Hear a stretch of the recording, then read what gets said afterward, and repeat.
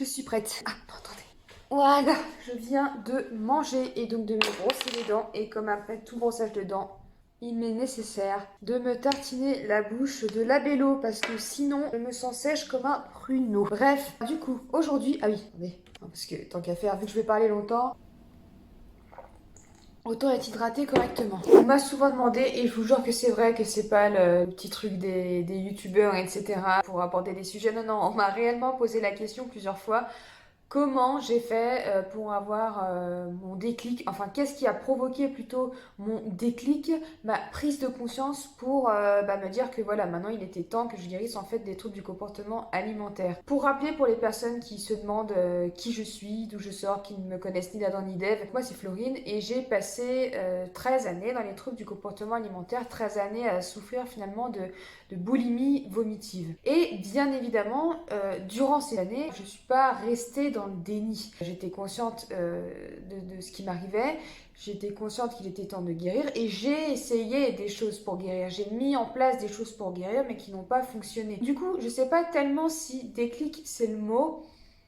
Je pense que c'est surtout, c'est comme si on avait une balance et que sur ce plateau-là, on avait la peur de grossir, sur celui-ci, on a l'envie de guérir et que voilà, la peur de grossir, elle pèse tellement lourd que voilà, finalement, ça, on garde quand même le contrôle et qu'on a envie de guérir, mais on aimerait guérir tout en gardant le contrôle. Donc du coup, finalement, ça fait que ça et ça peut pas fonctionner. Et c'est comme si ce déclic, ça faisait chping et que ça rajoutait un truc du coup dans l'autre côté de la balance et que voilà, enfin finalement on était prêt, on avait la force pour s'en sortir, on avait surtout la niaque et la force pour affronter du coup la peur ou une de nos peurs les plus intenses, c'est-à-dire celle de peut-être prendre du poids en fait, celle de grossir tout simplement. Donc pour reprendre mon histoire, je vais vraiment vous raconter en fait nature peinture de but en blanc comme ça, pourquoi, du comment, qu'est-ce qui a provoqué mon déclic vu que voilà ça vous titille un peu, il y a des personnes qui vivent des choses ou qui voient vraiment leur état de santé se dégrader et qui ne comprennent pas pourquoi malgré ça en fait elles n'ont pas ce déclic. Encore une fois, il faudra que je trouve un autre mot parce que sinon je vais répéter 15 fois dans la vidéo. Mais du coup je vais raconter mon histoire, voilà, comme ça répond à vos questions. Donc, on va rembobiner un petit peu le fil de ma vie, j'allais dire, mais non, parce qu'on ne peut pas rembobiner si loin, mais on va revenir du coup quelques années en arrière.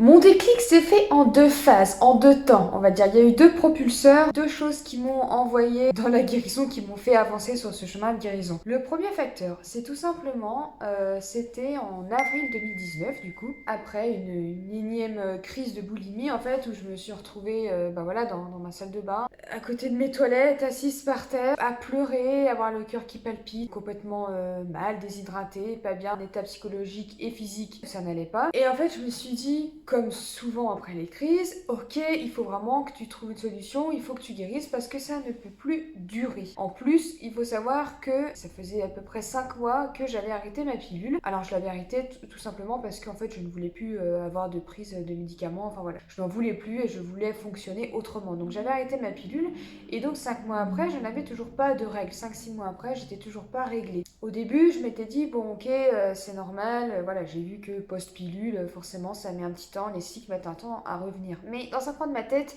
je savais aussi que mes troubles du comportement alimentaire ne devaient sûrement pas arranger les choses. Donc j'avais déjà discuté un petit peu avec la personne qui me suivait médicalement à ce moment-là. Et voilà, elle m'avait confirmé que ça jouait un immense rôle là-dedans, en fait, en plus de la prise de pilule. Donc il y a quand même ça qui me trottait un petit peu dans la tête parce que en tant que femme, c'est pas forcément facile à vivre de ne plus avoir ces cycles, en fait. Et puis voilà, je fais cette énième crise et tout, et je me dis, pourquoi t'irais pas voir, parce que des fois je vais taper donc du coup dans Google boulimie, comment stopper la boulimie, et je tombe sur les forums type Doctissimo, etc.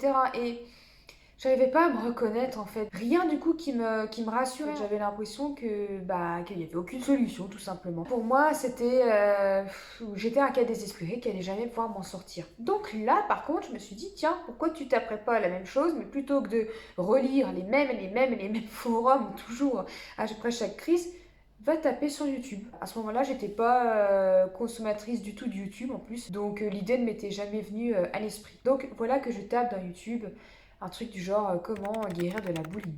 Et je scrolle un petit peu, voilà, les vidéos, les visages, les miniatures en fait, et je tombe sur le visage d'une jeune femme en fait qui m'interpelle et qui parle de troubles alimentaires, et je clique sur sa vidéo. Et la manière dont elle aborde le truc, déjà j'aime beaucoup, bon, j'aime beaucoup la personne, j'aime beaucoup ce qu'elle explique parce que il me semble que c'est une vidéo où elle parle des types de crises de boulimie et du coup je me dis ah c'est dingue parce que ouais moi je reconnais en fait les types de crises etc, ça me parle. Il était déjà très tard, je vais me coucher, bref. Et le lendemain matin du coup je retourne sur sa chaise, sur sa chaîne et bah vas-y que je commence à regarder une deuxième vidéo, une troisième et là je tombe sur une vidéo où elle raconte son histoire. J'ai l'impression de m'entendre, j'ai l'impression que c'est de moi qu'elle parle. Ça me parle déjà plus, elle s'en est sortie, donc du coup je commence à prendre confiance et là s'en est suivi, j'ai bouffé toute sa chaîne, j'ai rebouffé toute sa chaîne, j'ai tout regardé et ça m'a redonné espoir, tout simplement. Je me suis dit, ok, tu te reconnais en elle, donc si toi tu as été elle à l'époque, tu peux être le elle d'aujourd'hui, épanouie, heureuse, libérée de tout ça, qui s'en est sortie, tu peux en fait. Et je dirais que c'est vraiment le premier déclic, c'est le premier moment où ça a popé dans mon cerveau, c'est d'écouter cette jeune femme qui parlait et ça m'a redonné totalement confiance en moi. Rien de dingue, mais assez pour que ça ait un impact sur moi. Donc il y a des personnes, le déclic va venir autrement, ça va être une consultation avec le bon thérapeute, le bon psychologue, le bon spécialiste, la bonne personne qui saura t'écouter et qui va avoir des mots qui vont déclencher en toi, voilà, le truc de ok, c'est maintenant. Et voilà, il n'y a plus de on verra lundi, il n'y a plus de le premier mois. En plus de se dire ça, lundi, le premier janvier, à mon anniversaire et compagnie, j'arrête de faire des crises ou j'arrête de manger, j'en me reprends en main. Enfin bref, voilà, moi je me mettais toutes ces pressions et donc je me mettais aussi celle de à partir de telle date, c'est bon, je suis guérie. Ouais, c'était loin d'être aussi facile, hein, parce que ça n'est jamais arrivé. Et là, finalement, c'était en pleine semaine, un soir, et puis je sais pas, c'était peut-être un jeudi. Je me suis dit non, c'est maintenant, ça y est, c'est maintenant que ça commence. Et il y a eu un deuxième déclic, un deuxième propulseur, comme je disais, tout simplement parce que ça a été compliqué, enfin ça a été compliqué, oui ça a été compliqué, ça a été long. Tout ça c'était, je vous ai dit, en avril 2019. Et bien que chaque nouvelle journée qui passait, j'avais l'impression d'être encore plus épanouie, d'avancer parce qu'en fait je comprenais ce qui m'arrivait. J'avais des clés que je n'avais jamais essayées, donc du coup c'était pas réessayer un énième truc qui n'avait pas marché. Là j'allais essayer une nouvelle méthode, j'étais confiante. Dans ma tête c'était prouver que ça marchait puisque ça avait marché sur cette personne. Donc bref, j'étais vraiment confiante, mais j'avais quand même un peu encore du mal, je pataugeais encore un peu, j'avais quand même encore cette peur de grossir, donc si on reprend la balance comme ça faisait ça, on va dire. Il y avait des rechutes, il y avait des moments de panique et tout, mais je gardais quand même le mental de non, il faut guérir, mais ça n'allait pas assez vite à mon goût, ou alors j'avais quand même peur de grossir. Je fais une pause parce que là...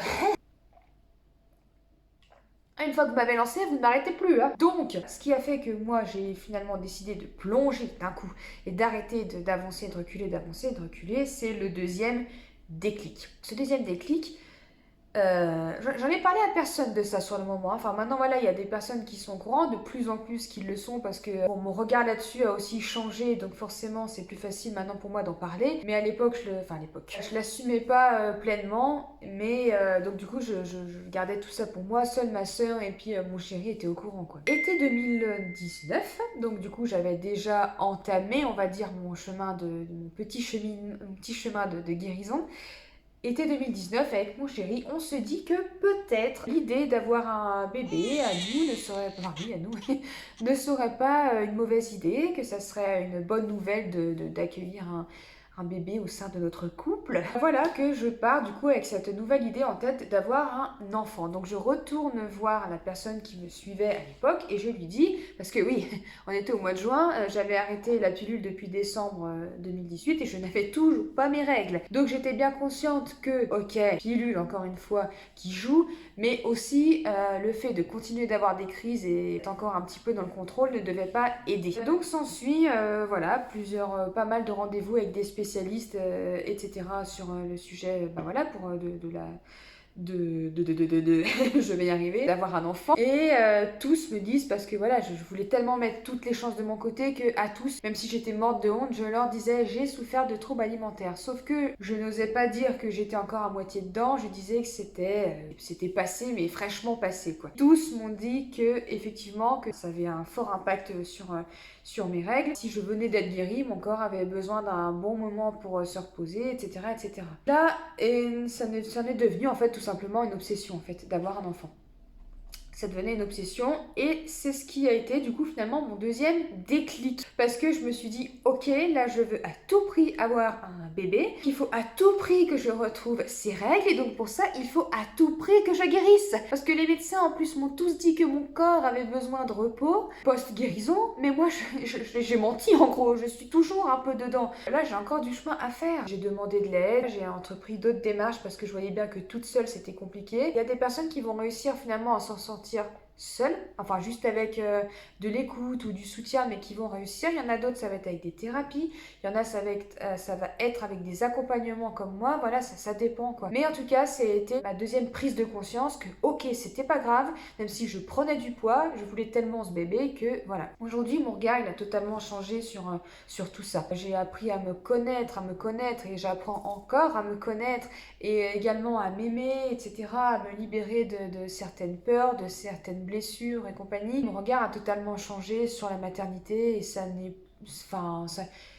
plus un sujet, on va dire, d'actualité. Il n'y a même plus d'obsession, il y a plus rien. Enfin, je veux dire, je suis totalement en accord avec ça. Heureusement, puisque à l'heure d'aujourd'hui où je vous parle, je n'ai toujours pas retrouvé mes règles, mais ça fera l'objet d'une autre vidéo, je pense, où j'aborderai plus en détail les conséquences des troubles alimentaires. Mais au final, aujourd'hui, je me sens guérie et je pense que si j'avais pas eu ce deuxième déclic, j'aurais mis encore plus de temps à traîner, à me lancer. Là, je me suis sentie tellement dans l'urgence que non, il fallait vite que je guérisse, que c'est ce qui a provoqué le fait que je me suis retrouvée prête à affronter ma peur de grossir. Voilà, j'ai l'impression d'avoir parlé pendant 107 ans. Je me suis confiée, voilà, encore une fois, je n'avais pas raconté ça à personne en fait.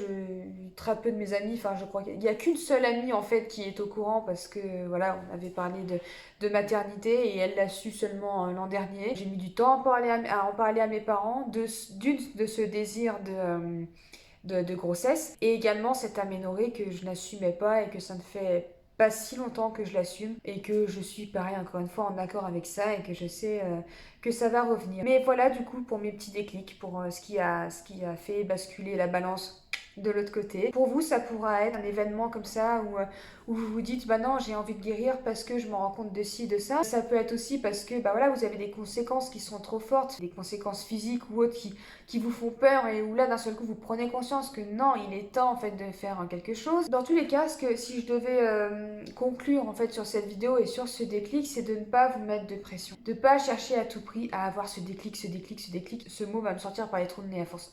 Vôtre aussi, je crois. Il faut pas chercher à tout prix à l'avoir. En fait, si vous êtes déjà là à me regarder, si vous êtes déjà là à m'écouter, à me lire sur Insta et compagnie, c'est que vous êtes déjà sur ce chemin de guérison en fait. Vous êtes déjà ouverte à la guérison, vous êtes déjà consciente qu'il faut guérir. Il manque juste voilà le petit plus en fait qui va vous donner ce courage et cette force d'affronter cette peur de prendre du poids, mais ça va venir en fait, ça va venir. Et peut-être que ça va venir simplement en regardant justement des vidéos, en suivant des comptes de personnes qui vous inspirent. Ça peut être plein de choses en fait, des sources d'inspiration où là vous vous dites ok, moi aussi je veux vivre comme ça, je veux être libre. Ne vous focalisez pas là-dessus et dites-vous que c'est déjà merveilleux, que vous êtes déjà sur le chemin à partir du moment où on en a pris conscience et on sait qu'il faut guérir.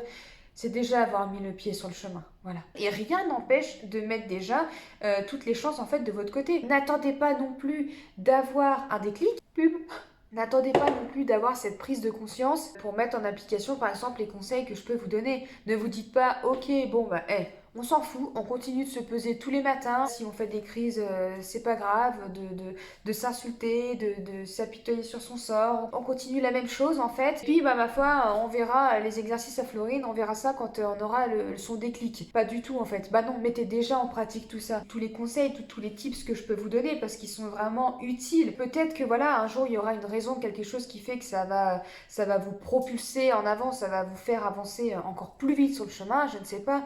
Mais en tout cas, n'attendez pas, entre guillemets, d'avoir l'illumination. Non. Donc moi, je vous parle de moi. Comme je vous l'ai dit, j'avais déjà essayé pas mal de choses. J'étais déjà dans une démarche de guérir. Sauf qu'à l'époque, je n'avais pas les clés que je vous transmets là. Ce que je vous transmets, c'est ce que du coup, j'ai pu expérimenter durant mon chemin de guérison. Vous avez déjà pas mal d'astuces, pas mal de clés, en fait, que vous pouvez utiliser et que vous pouvez mettre en application. Donc faites-le, en fait. Vous allez guérir de toute façon si moi je l'ai fait, si plein d'autres personnes l'ont fait avant moi, si d'autres personnes sont en train de le faire actuellement et et vont le faire encore demain, après-demain et tout ça. Pourquoi pas vous? Vous n'êtes pas un cas désespéré, vous n'êtes pas un cas perdu, vous n'êtes pas un cas isolé, non. Vous allez également bientôt retrouver votre liberté, restez confiant. J'espère en tout cas moi, au travers de mes vidéos, et tant que j'arrive au bout, j'espère qu'au travers de mes vidéos, je peux vous transmettre tout ce que je peux, toutes mes meilleures énergies et tous mes meilleurs conseils. Voilà. Je vous remercie de m'avoir écouté, je vous remercie d'être là, d'être sur cette chaîne également, ça me fait grandement plaisir. J'ai totalement décidé de changer ma façon de faire mes vidéos, j'espère que ça vous plaira. Faites-moi votre retour, dites-moi si ça vous plaît, que ça soit les vlogs comme la semaine dernière